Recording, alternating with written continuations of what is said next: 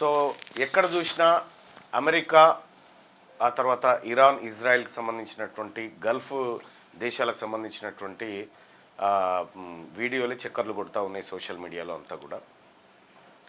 So అది ఎందుకు start అయింది, కారణం ఏంది, దానివల్ల భారతదేశానికి ప్రమాదం ఎంతవరకు ఉంది, పెట్రోల్ డీజిల్ ధరలు ఎంత పెరిగే అవకాశం ఉంది, ద్రవ్యోల్బణం పరిస్థితి ఏంది, ఇవి కొద్దిగా మాట్లాడుకున్న తర్వాత మళ్ళీ మనం నిన్న ఇందిరా పార్క్ ధర్నాతో పాటు ఈ బీసీ అట్రాసిటీ చట్టం గురించి కూడా మాట్లాడుకుందాం. అసలు అమెరికాకు ఇరాన్కు మధ్య ఎక్కడ యుద్ధం స్టార్ట్ అయింది, ఎప్పుడు స్టార్ట్ అయింది? ఇది 1979లో ఇరాన్లో ఇస్లామిక్ రాజ్యం యుద్ధం జరిగింది, ఇస్లామిక్ రాజ్యం ఏర్పాటు జరిగింది. అప్పుడు అమెరికా మద్దతిస్తున్నటువంటి వ్యక్తి గద్దె దిగిపోవాల్సినటువంటి అనివార్య పరిస్థితి ఏర్పడ్డది. అప్పటి నుంచి స్టార్ట్ అయినటువంటి ఈ యుద్ధం ఏదైతే ఉందో వివిధ రకాలుగా, సో అణుబాంబులని, లేకపోతే దౌత్య చర్చలని, లేకపోతే ఇంకోటి ఆర్థిక వ్యవహారాలని, ఇట్లా రకరకాలైనటువంటి అంశాల చుట్టూ తిరుగుతూ ఇవాళ అణుయుద్ధం దాకొచ్చింది.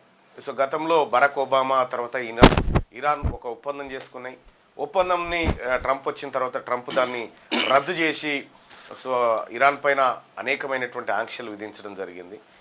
దాని తర్వాత ఇక ఇజ్రాయెల్, మీకు తెలుసు, అమెరికా ఎక్కడ యుద్ధంలో పాల్గొన్నా ఇజ్రాయెల్ అమెరికాకు ఒత్తాసు పలుకుతూనే ఉంటుంది. ఎందుకంటే ఇజ్రాయెల్ పెట్ కంట్రీ అనుకోరాదు, ఇజ్రాయెల్ అమెరికాకు పెట్ కంట్రీ లాంటిది. ఇంకా అది ఎప్పుడు యుద్ధమే చేస్తూ ఉంటుంది, వివిధ అమెరికాకు యాంటీగా ఉన్నటువంటి దేశాలతో యుద్ధాలు చేస్తూ ఉంటుంది. సో ఆ రకంగా జరుగుతూ ఉంది. అయితే ఖమేనీని మొదటి రోజే వీళ్ళు చంపేయడం జరిగింది. అమెరికా, ఇజ్రాయెల్ వైమానిక దాడులతోటి ఆయనను చంపేయడం జరిగింది. సో ఇరాన్ ప్రజలు తీవ్ర దుఃఖంలో ఉన్నారు ఆ విషయంలో. ఖమేనీ భార్యతో పాటు వాళ్ళ పిల్లలు కూడా చనిపోయినటువంటి వార్తలు వస్తూ ఉన్నాయి. సో మరి ఇక్కడ ఈ అణు ఒప్పందానికి సంబంధించినటువంటి అంశంలో అమెరికా అణు ఒప్పందం గురించేనా, లేకపోతే దేశవ్యాప్తంగా చాలా చేస్తూ ఉన్నాయి కదా, ప్రపంచవ్యాప్తంగా చాలా దేశాలు అణుశుద్ధీకరణ చేస్తూ ఉన్నాయి కదా, మరి వాటి మీద ఎందుకు అమెరికా ఆంక్షలు విధించదంటే తమకు అనుకూలంగా ఉన్నటువంటి దేశాలను అమెరికా ఏం డిస్టర్బ్ చేయదు, వ్యతిరేకంగా ఉన్న దేశాలను అస్థిరపరచడం కోసం అణు ఒప్పందాలు, అణు వ్యవహారాలని ముంగటేస్తూ ఉంది. సో ఇరాన్ చేయలేదంటే ఎస్, ఇరాన్ అణుబాంబుల తయారీ కోసం శుద్ధీకరణ కార్యక్రమాన్ని చేపట్టింది. కానీ ఇరాన్ చెప్తూ వచ్చిందంటే ఇది శాంతి కోసం మాత్రమే చేస్తున్నామని చెప్తా ఉంది. ఓవైపు అణుబాంబుల తయారీ శాంతి కోసం ఎట్లయితుంది అనేది అమెరికా వాదన. సో ఇట్లా కొన్ని దేశాలు అమెరికా పైన విరుచుకుపడతా ఉన్నాయి. బ్రిటన్ లాంటి దేశాలు కూడా అమెరికా ఇరాన్ తీరును తప్పుపడతా ఉన్నాయి. ఇక ఇది వ్యవహారం. ఒకవేళ ఇప్పుడు భారత్కు దాదాపు 80% ముడి చమురు నీకు విదేశాల నుంచే ఇంపోర్ట్ అవుతూ ఉంది. విదేశాల నుంచి ఇంపోర్ట్ అవుతున్నటువంటి సమయంలో సో ముడి చమురు ధర, క్రూడ్ ఆయిల్ ఒక బ్యారెల్కి ఒక $10 పెరిగింది అనుకో, మన తాన పెట్రోల్ డీజిల్ ధరలు ఎంత పెరిగే అవకాశం ఉంటుందంటే ప్రస్తుతానికి 50 నుంచి 60 మధ్య క్రూడ్ ఆయిల్ ధరలు ఉన్నాయి. అవి కనుక ఈ 60 ఉందనుకో, 60 పోయి 70 అయిందనుకో, ఇప్పుడు ఉన్నటువంటి 110 రూపాయలు ఉందా పెట్రోల్, ఎంత ఉంది? 110 రూపాయలు ఉంది కదా, అది 115 రూపాయలు అవుతుంది 10 పెరిగితే. సో అది 20 పెరిగింది అనుకో 120 రూపాయలు అవుతుంది.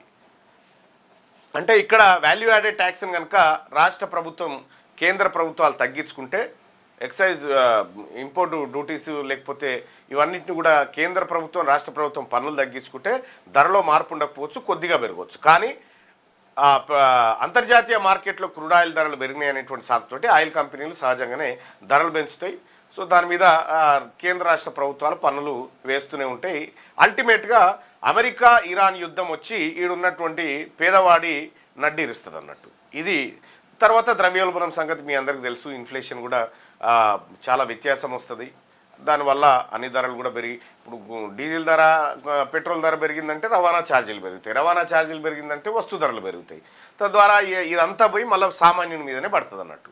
ఎంకి పెళ్లి సుబ్బి సాగుకు వచ్చిందంటే ఇగో ఇదే కారణం. ఈ రకంగా అమెరికా మరొక 4-5 వారాల పాటు యుద్ధం కొనసాగుతుందనేటువంటి మాట చెప్తూనే అమెరికా ఇంకొక మాట చెప్తుంది, ఇరాన్లో ఉన్నటువంటి ప్రజాస్వామ్యవాదులు ఇరాన్ దేశాన్ని చేజిక్కించుకోండి, మేము మద్దతు ఇస్తామని చెప్తా ఉన్నారు. అంటే ఇక్కడ అమెరికా అణు ఒప్పందం మీద దృష్టి పెట్టిందా, లేకపోతే ఇరాన్లో పరిపాలన అస్థిరపరచడానికి అనేది వంటిది చాలామంది నిపుణులు చర్చిస్తున్నటువంటి అంశం.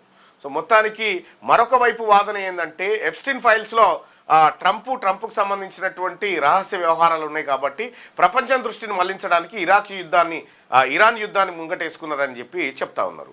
అయితే గతంలో కూడా ఎప్పుడు 1979 తర్వాత కూడా 52 మంది అమెరికాకు సంబంధించినటువంటి దౌత్యవేత్తలను ఇరాన్ తన రాజధాని అయినటువంటి టెహరాన్లో బంధించినటువంటి విషయంలో కూడా అమెరికా కొంత కోపంగా ఉంది. సో ఇవన్నీ కలిపి ఈ అమెరికా ఇరాన్ యుద్ధం జరుగుతూ ఉంది. సో ఆ యుద్ధం ప్రభావాలు ఇట్లా మన దగ్గర ఉంటాయి. సో పెట్రోల్ డీజిల్ ధరలు మాత్రం వార్ మాత్రం కొనసాగితే పెరిగేటువంటి అవకాశం ఉంది, ఎక్సెప్ట్ ఏది కేంద్రం రాష్ట్రం పన్నులు తగ్గించుకుంటే తప్ప.